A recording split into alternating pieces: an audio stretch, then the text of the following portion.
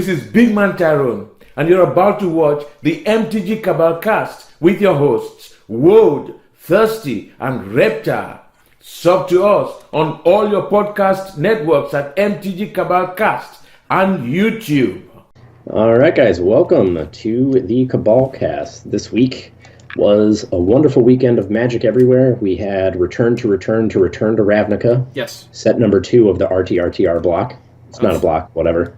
Sure, it's not, but there are 3 sets, and that's like a block, but not really a block.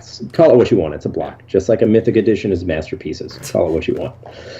So we're going to be covering some trends from the pre-release this week. We're also going to be covering a little bit of the fallout that we touched on a while ago about how Arena could impact the game at the local level, with perspective from all the areas we can get to. We are also going to be covering our Twitter giveaway that we did that was for a box of Allegiances of Ravnica for our favorite responses for hobbies. If you didn't know, Halt played guitar for Less Than Jake for a little bit. Anyways, let's get it started. Yeah.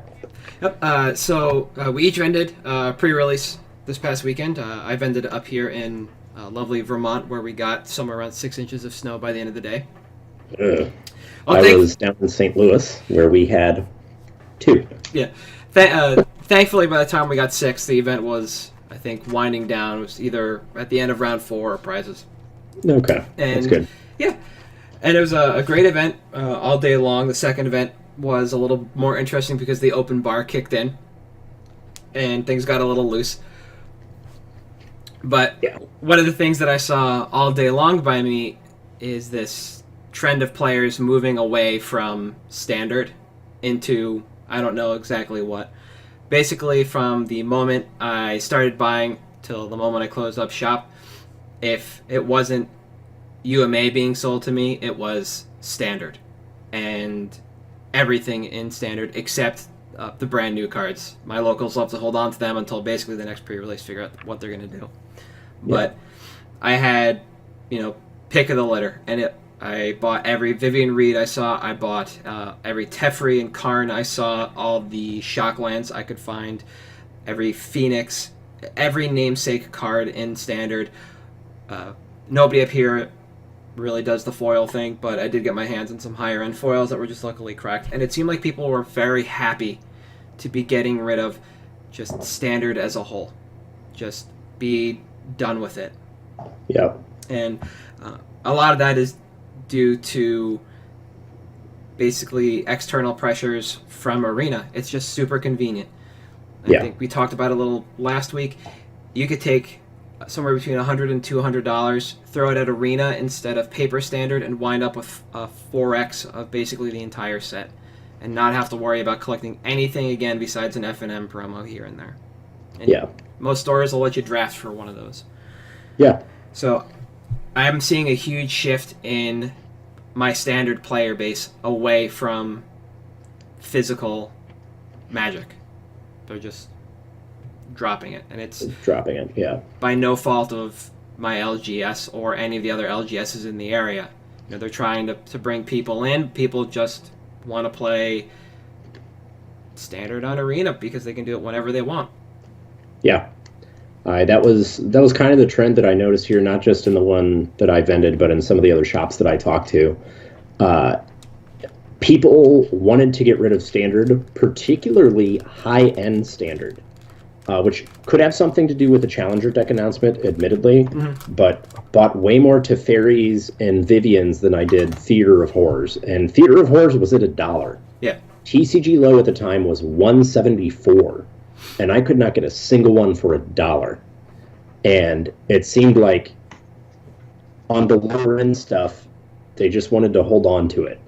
And I don't know if it's because, kitchen table, you can just hang out, play with cheap decks, whatever. But like you said, Vivians, Teferis, Karns, Shocklands, all that stuff. Yeah. It was just rolling in. And I think a lot of that is because, like you said, you've got this external pressure going on. And there was, at the shop I've ended at, there's a pretty dedicated EDH community. That was the one, like the players in that group, they weren't really selling much of anything. They want to hold on to the new cards, see what it's like in their deck, and I think that that's probably going to be the one area of paper Magic that you'll see hold out the longest. Oh, yeah, yeah. Is your EDH players, the guys that need 30 copies of Sol Ring for $2 to $3 each because they want to build the whole prism of decks or whatever. Yeah. And I think the days of the paper spike are more or less dead because you can just have someone that has the cards and loans them out as needed, or just go to drafts. And basically what you end up drafting and winning, all right, well, we can piece a deck together out of what we have. Yeah. And I think, that's one of the things we're going to see that's going to start trending, and what's going to change is you'll see less standard. You'll see less standard single sales because, like you said, the ROI for $200, granted, you can't sell it, but it gets you a playset of everything. Yeah. If you decide you want to build Jeskai, and all right, I got to buy a playset of Teferis when they're $45. Well, no, I don't want to do that anymore. I want to build Phoenix. Sure, you're going to sell the Teferis and buy the Phoenixes and everything else you need, but you don't have to do that on Arena. Yeah. You just have it. Yeah, it's super convenient. And I think that it's, from an LGS perspective, again, it seems like it's 2 steps forward, 1 step back. Mm-hmm. Every time they do something right, they do something else wrong. So, like, UMA, admittedly, was great. Mm-hmm. Sales numbers were good. It was good for LGSs. It was good for players. Like, we did great with it. And after that, it was, all right, well, we're going to start focusing on Arena. Here's changes we're going to make to the program. The Pro Tour, it's going to be digital. It's going to be on Arena. At least 50%. But, like, okay, that hurts the LGS. That hurts your supply chain. And that's, I think, what we're going to start seeing is the actual impact of that. Yeah, one of the things I didn't really take too much weight in by end of day was that the 2 largest buys I had by quantity in regards to number of cards were from EDH players or kitchen table players in some regards, and they both came from groups that would buy somewhere between 4 boxes and a case each of each set to not even to draft, just to crack and play with those cards. Yeah. And so once a year, maybe twice a year, those guys will come in and just dump out. Basically, one gentleman, I think the binder that I went through is for everything from right around Battle Bond up to Rev. Yeah. Right? So we're talking like 6-ish months there. Yeah.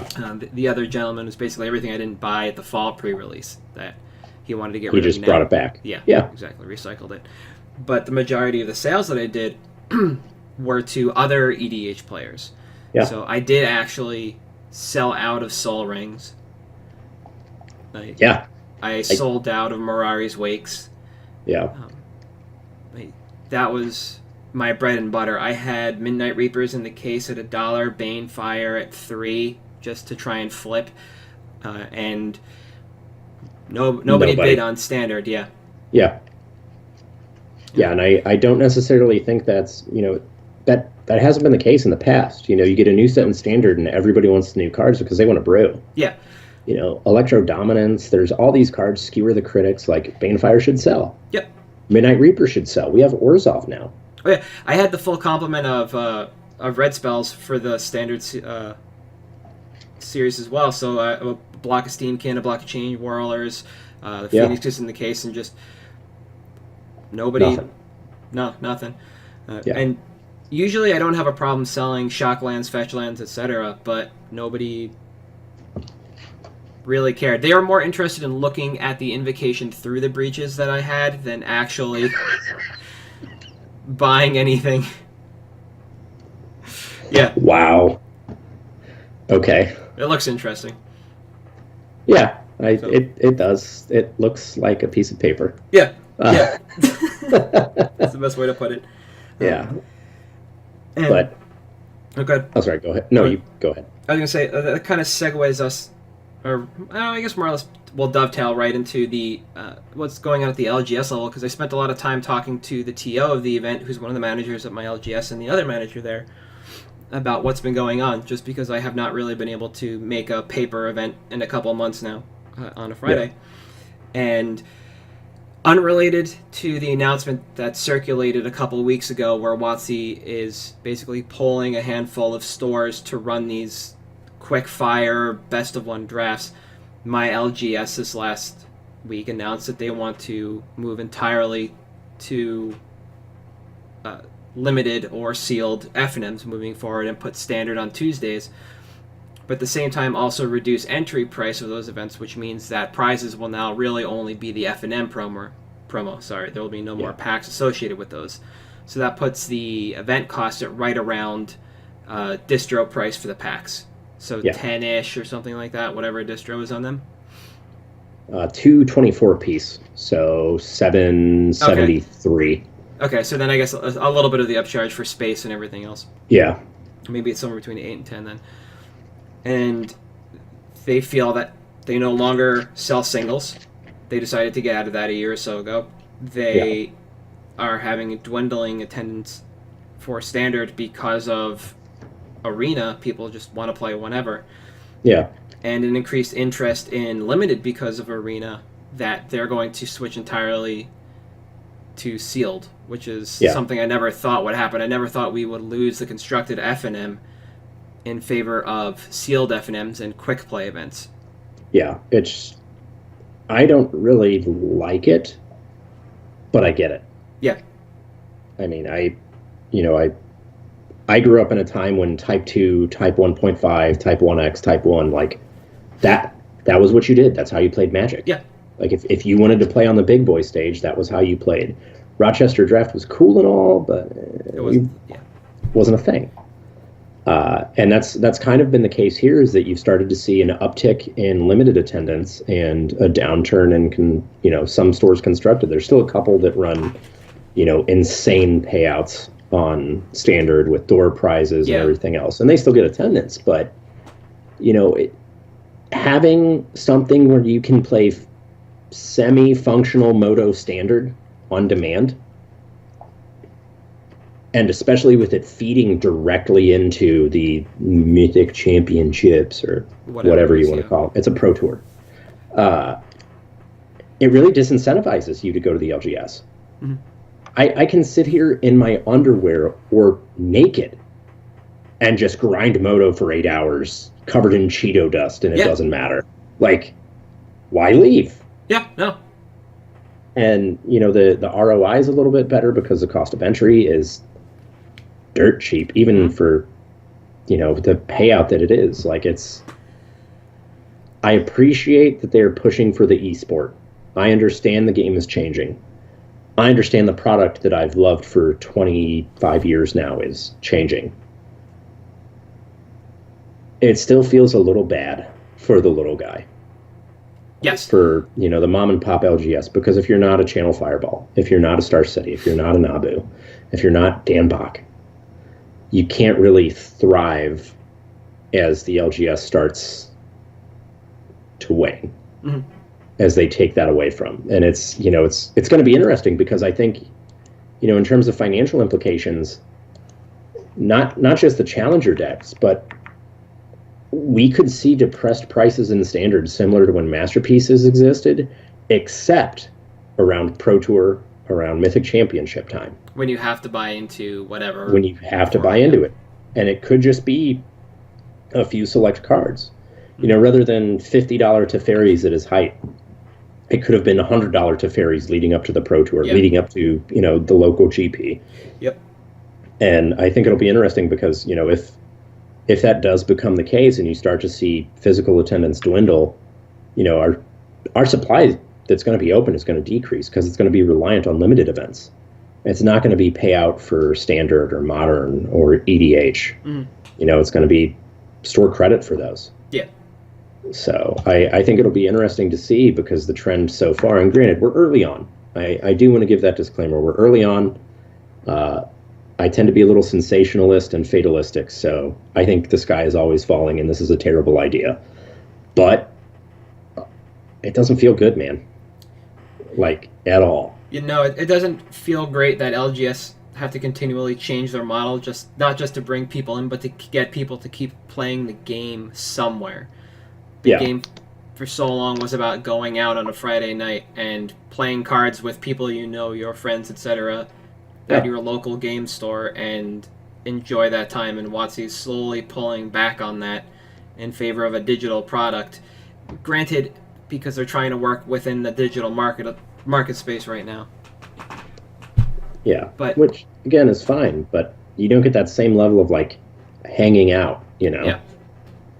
And that's one of the reasons I love Magic so much is I can go to any city in 12 different countries. Yeah. Hit that I can hit a store, and even with a language barrier, I can have a conversation with someone over a game of cards, even if it's as simple as holding up Wizard's Lightning and touching their creature, and then putting it in the graveyard. Yeah, they know what's happened. It's still a conversation, and I kind of miss that aspect of it, and I'm sure I sound like some 60-year-old telling his kids to get off his lawn. I don't care, man. Look, take it or leave it, but I hate losing that element of it. Yeah, no, it's a huge bummer, and while my LGS is small and obviously not an example for many or most, it doesn't seem like we might be too far off from a future where something like this could become a standard. They're even floating the idea of trying to have in-store arena events where they basically fire up computers ask everybody to bring in their own laptop and then toss everybody into WER and Wizards Event Reporter, for those that don't know the acronym, and then just you play off like that, and you do direct play on arena, best of one, and call it there, just to get people back into the store and playing events within the store. Yeah. And I mean, even on a laptop, a butt in a seat is probably going to make you some kind of money. Oh, absolutely. But it also lends itself to the fact that we still don't know exactly how Mythic Championships are going to be handled in regards to the paper and arena split. Yeah. They want to make these things big and flashy. They want them out at places. It's just going to be a giant LAN party or what? Yeah. And I mean, we're a month since they announced the split. Yeah. And we still don't have anything. And it's, we know the next two Pro Tours are going to be the same format. Yes. We know that the Pro Tour benefits are done after that. We know the Hall of Fame is gone. Yep. We know that the Pro Tour qualifier system, which doesn't exist anymore, now has open invites and seeded invites. And there was a rumor a couple weeks ago, I don't know if you saw, some YouTube channel leaked, your invites are going to be based on your Planeswalker points. Yes. On whether or not you can get invited. Well, that leak was great and all, except that it was never confirmed. Similar to how the professor said there's going to be a Pauper PTQ, which people hopped on right away, and all of a sudden Pauper cards started spiking. I mean, he even said in the video, I don't have an inside source on this. It's this is a guess. Yeah. Because we don't know anything. And we still don't. No, but we do have that Pauper side event at Magic Fest. So one out in California again? I can't remember. Oakland? LA? One of the two. Yeah. There is. You are correct, yeah. Yeah, that came out a couple of days later when the event schedule went up. So that one did coincide, but it's not a PTQ. It's a championship qualifier. Actually, so maybe it's a PTQ, but yeah. Yeah. But yeah, it'll be interesting to see long term what this does. Yeah. But I think short term it's bad. I agree. When you make people have to kind of scramble to get others down in store to play the other version of their product, which is no longer as popular as the new version of their product, and be expected to support both, the situation's become a little asinine. Yeah. And it makes it hard for people to want to maneuver in that space financially. Like, people are always looking for a way to make this game cheaper and make it affordable, and things like this do not allow that to happen. Because, like you said, you can't transfer cards from paper to arena. There's no physical payout for arena. And if you have to straddle that line and play both, you're going to take it in the end. And if we move into a time period much like we were back in Lorwyn, right before the Mythic rarity was created, when we had, is it like $60, $80 Cryptic Commands, and Baby Jace was also was ridiculous as well. Yeah. And every rare in your deck cost $40 plus. Like, we could head right back to 2009, just like WotC doesn't want us to, with these changes. No, it'll be fine. They stopped Masters sets for a while until this fall when they print War of the another one. Spork, yeah. Heard it here first. There's a Master set this year. I don't care what WotC says. I did find out there's a full product slate right now. It's entirely open. There's been no. Oh, really? Yeah, my LGS has had no announcements about any supplementals, and for the entire year. Wow. Just the standard sets, like they can order those whenever, but nothing supplemental. They expect a Commander product. Yeah, obviously. And then one full supplemental set, akin to a Battle Bond 2, or I guess if we're done with Masters, that's it. Conspiracy 3. Oh yeah, we could get that again. Yeah, I wouldn't be surprised to see that either. Yeah. So, continuing on to our not Twitter poll, our Twitter question. We dug up some footage, just a random conversation. I threw it out there a couple of years ago. I wound up playing guitar for the second time for less than Jake for just one song, not like a night or anything. I got to sit in for one song, and so we decided to turn this into the first of our contest. We just asked our followers, here's Halt doing his thing. What is your favorite hobby? New, old, it doesn't matter, Yeah. And we had it's not Magic related. Yeah. What's your favorite? Yeah, we had some great responses, and we'll start with a near miss, and this came from Louis Cruz, which is shit posting on Cardsphere's Discord, which A+ hobby. Yeah, A+. Wode is a big fan. Yep. That's why he's always wearing the hat. You can ask Ted or Efren. That's one of his favorites. And I think his baby has a onesie now, in the Miami Vice style art. Maybe we can put that up. But reading through all the results, I settled on at Jones03X. Their new favorite hobby is actually becoming a handyman. Just bought a new house, never done anything like this before, and just started working with their hands. And as somebody that's done that from time to time, it's a great feeling when you build something that lasts. We just started too. You build something that lasts. You get a great sense of accomplishment. It's not like you go to work, you do something, it's ruined. The next day you got to do it again. You get to look at every day what you did. Yeah, that's great. It's amazing. So we will be making outreach to Jones probably in the next day or so just to get some deets. Yeah, get him his box. Yep, and you have a winner? Yes, I have a winner, and Wode had a winner as well. Oh, okay. My winner is Paupertastic. My favorite non-MTG hobby is studying self-improvement, so trying to make yourself a better person.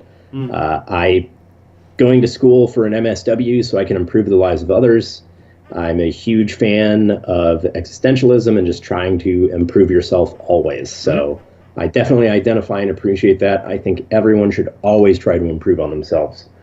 And Wode's winner was Pixie Kitten. My favorite non-magic hobby is drinking wine, which if you watch her channel on YouTube, she likes drinking the occasional glass of wine. Wode also is from Texas, loves himself some bourbon. Yep. So that was his pick. We'll be reaching out to both of you guys as well about the RNA boxes that will get shipped to you. Mm-hmm. And then our Patreon is finalized. We will have all of the details posted on Thursday. Mm-hmm. That will be 24th. Follow us on Twitter for the details at MtG_Cabal_cast. And we'll be going live with it next Sunday. So we'll have all the details and everything.